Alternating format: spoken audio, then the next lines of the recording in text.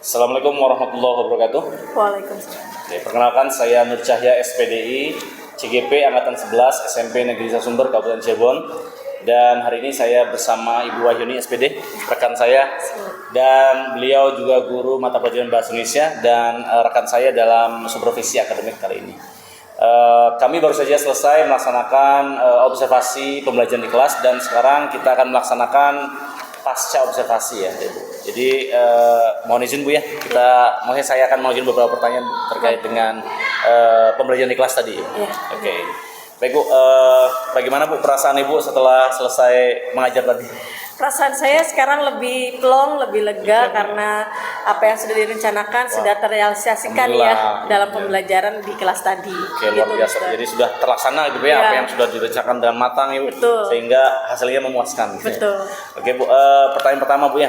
Jika kita mengulas kembali Bu di waktu praobservasi Bu ya. Ibu sudah memerancangkan rencana pembelajaran dan kalau boleh diingat lagi tujuan pembelajaran yang tadi apa ya Bu? Tujuan pembelajaran yang tadi itu yang pertama siswa dapat mengidentifikasi struktur teks prosedur, kemudian yang kedua siswa dapat menuangkan teks prosedur dalam bentuk yang berbeda-beda. Di sini penerapan diferensiasi produk ya Mister. Ada teks prosedur berbentuk kanva atau poster gitu ya. Kemudian yang kedua teks prosedur dalam bentuk cerpen seperti itu Mister. Ada teks prosedur pokoknya Bu ya, untuk menuangkannya dalam berbagai bentuk. Betul. Ada cerpen, ada kanva yang poster itu Bu ya. Oke. Jadi itu tujuan pembelajarannya dan hal-hal apa yang hendak Ibu capai dalam proses KBM Bu, yang ingin dikembangkan oleh Ibu? Yang ingin dikembangkan itu yang pastinya partisipasi keaktifan murid ya, karena kita bagaimana caranya membuat siswa itu lebih aktif lagi dalam pembelajaran Mister. Bisa dengan, kalau tadi saya di sana menggunakan lagu medianya, kemudian menggunakan media poster, tujuannya untuk anak itu tidak bosan seperti itu Mister. Jadi Ibu menggunakan lagu gitu ya, dan lain sebagainya untuk membuat anak tidak bosan dan mereka lebih partisipatif ya dalam pembelajaran. Baik. Selain itu Bu, hal apa yang ingin Ibu kembangkan dalam proses KBM mungkin dari model pembelajarannya atau dari strategi pembelajarannya? Yang ingin dikembangkan mungkin dari segi model pembelajaran ya Mister. Tadi kan saya menerapkan pembelajaran inquiry. Kayaknya harus diubah menjadi ke PJBL. Oh iya. Karena di sini produk ya. Iya. Nah, itu rencananya mau dikembangkan karena ada beberapa di situ ada beberapa yang miss gitu, kayak kurang pas gitu. Yang mau ribut ya, gitu. Saya merasakan awalnya saya menerapkan model pembelajaran inquiry, ternyata dalam pelaksanaannya kayaknya ada yang kurang pas nih gitu kan. Jadi rencananya saya akan mengganti model pembelajarannya menjadi PJBL. Oke, baik Bu. Mungkin nanti ke depan ya Bu ya.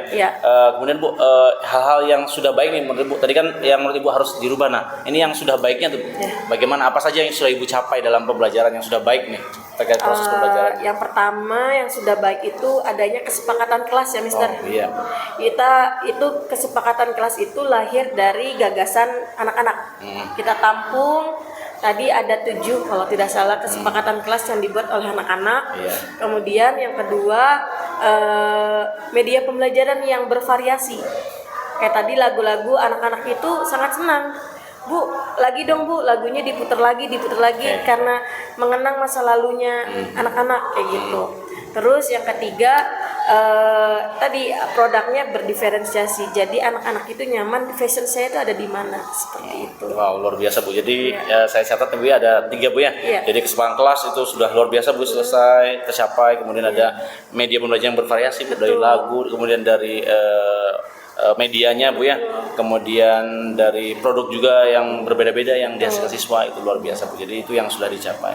Kemudian menurut Ibu nih, apakah seluruh tujuan pembelajaran yang tadi Ibu sebutkan di awal sudah tercapai Bu dalam pembelajaran tadi? Kalau secara keseluruhan saya bentuk presentasi mungkin ya. Kalau persentasenya yang sudah tercapai 80 Mister. 80%.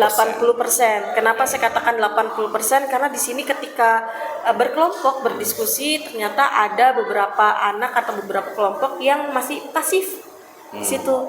Jadi sangat disayangkan ketika tidak memanfaatkan forum diskusi tersebut. Jadi di situ saya mungkin akan menggali alasan kenapa anak tersebut pasif dalam pembelajaran. Oke, jadi menurut Ibu 80% Bu ya. Ya. Kemudian ada hal mungkin dari segi grup itu beberapa dari diskusi itu terlihat ada yang kelompok yang kurang aktif gitu Bu ya Betul. di sana. Nah, hal apa nih menurut Ibu perlu diperbaiki selain itu Bu? Tadi yang pasif tuh ya. Iya. Ada lagi nggak hal lain yang menurut Ibu Hal perlu lain. diperbaiki dalam KBM? Mungkin ini LKPD ya. Oh, tapi. LKPD kenapa jadi saling berkesinambungan Mister. Kenapa anak itu bisa aktif karena mungkin di LKPD kurang pertanyaan dengan jumlah anggotanya seperti itu. Jadi kalau misalkan soal yang di LKPD sesuai dengan jumlah anggota kelompok, mungkin satu kelompok itu bisa satu anak satu pertanyaan. Jadi setiap anak itu bisa bertanggung jawab atas pertanyaan tersebut.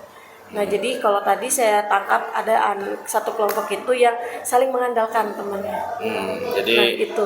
desain LKPD nih Bu Nah, ya. Jadi desain membuat LKPD. dinamika di kelas juga ya, mungkin Betul. kelompoknya bagaimana, kemudian jumlah pertanyaan Betul. atau modelnya seperti apa, itu Betul. juga pengaruh ya Bu dalam Pengaruh, pembelajaran. Baik, luar biasa Bu.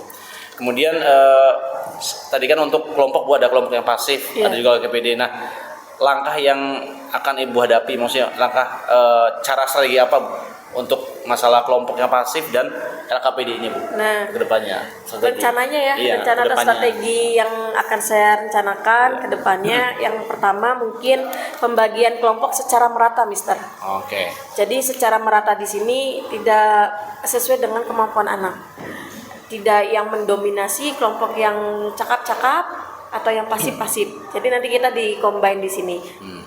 Dengan tujuan yang aktif ini bisa mengajak yang pasif untuk berinteraksi dalam diskusi kelompok. Nah, selain itu saya akan mendesain ulang LKPD yang sudah saya buat itu. Lebih detail lagi, lebih rinci lagi, atau bisa jadi diperbanyak dari segi soalnya. Oke Bu. Jadi ada dua Bu ya. Jadi Ibu akan membuat pembagi kelompok yang merata Bu ya. Dari kemampuan yang aktif, kemudian yang tidak mungkin merata sehingga bisa ada tutor sebaya Ya, mungkin Bu, betul, di tutor sana. sebaya. Jadi saling memberikan semangat. Boleh minum dulu Bu. Silakan. Iya, haus. Oke. Oke Bu, kita lanjutkan. Iya, silakan. Bu boleh minum juga. Iya. Oke, selanjutnya Bu. Jadi tadi Ibu terkait dengan permasalahan yang Ibu hadapi, kemudian Ibu mempunyai dua strategi Bu ya. Iya. Pertama terkait dengan tutor sebaya dan kelompok yang heterogen yang Betul. bermacam-macam kemampuannya, kemudian mendesain ulang LKPD, Iya, menyesuaikan Bu ya. Oke, kemudian Bu, kira-kira untuk menambah wawasan Ibu terkait dengan permasalahan tadi atau dengan model yang Ibu ingin kembangkan tadi, model organisasi atau yang lainnya, hal apa saja nih Bu yang akan Ibu pelajari lebih dalam ke depannya? Yang akan saya pelajari lebih mendalam mungkin satu penggunaan game dalam pembelajaran, Mister. Oke. Karena di sini ada beberapa game online gitu ya yang bisa dimanfaatkan dalam pembelajaran. Yang tadi saya gunakan hanya word wall ya. Ya, oke. Nah, mungkin dari situ bisa dikembangkan lagi menggunakan aplikasi yang lainnya. Bisa learning apps ataupun yang lainnya seperti itu. Kemudian sebagai referensi saya mungkin saya mencari referensi dari yang sudah ada baik di YouTube atau di TikTok ataupun di Google yang lainnya. Oke. Oke Bu, jadi referensi dari gamenya Bu ya. Jadi mungkin gamenya akan digital lebih diperdalam lagi Bu ya. Betul. Mungkin tidak hanya wordball Bu ya, mungkin Ya. learning apps atau game-game yang lainnya dalam e-games gitu ya. Kemudian referensi juga yang Bu akan cari di YouTube dan sebagainya, itu luar biasa Bu, untuk pengembangan diri kita ke depannya gitu ya. Kemudian Bu, harapan Ibu nanti ke depannya nih, setelah selesai kan nanti ada kesempatan lain di kelas lain dengan rencana pembelajaran lain, materi lain. Ada harapan apa ke depannya seperti apa Ibu nanti di kelas? Harapannya ketika di kelas saya bisa konsisten ya, komitmen dengan menerapkan model pembelajaran yang sesuai yang siswa butuhkan. Kemudian menerapkan pembelajaran yang berdiferensiasi. Oke. Anak-anak itu tadi ketika melakukan refleksi, refleksi dalam pembelajaran itu anak-anak tuh sangat senang gitu. Senang karena Bu, ketika mendapatkan tugas itu saya tidak merasa terbebani karena menulis cerpen gitu ya. Kemudian membuat poster itu salah satu hobi saya.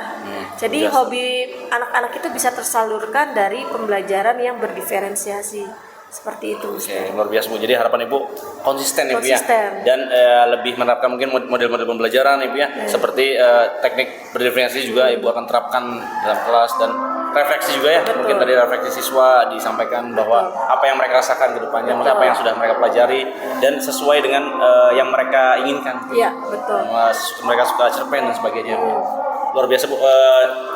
Hasil wawancara ini ya maksudnya sebagai pembelajaran juga buat saya, menginspirasi ya. Ibu ini sudah banyak memberikan inspirasi dari penggunaan konten-konten yang berbeda, produk-produk juga siswanya, kemudian penerapan kesempatan belajar Ibu di awal itu juga harus terapkan ya sebagai seorang guru. Luar biasa.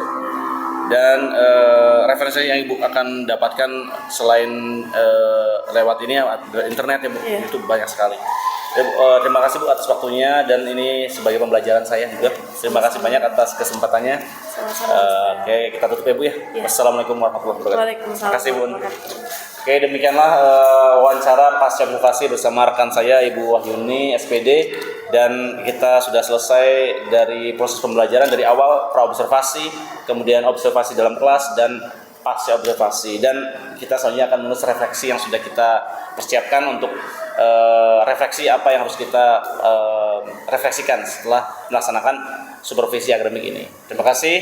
Saya Nur Cahya, CGP Angkatan 11 SMP Negeri Sumber, Kabupaten Cirebon. Wassalamualaikum warahmatullahi wabarakatuh. Waalaikumsalam.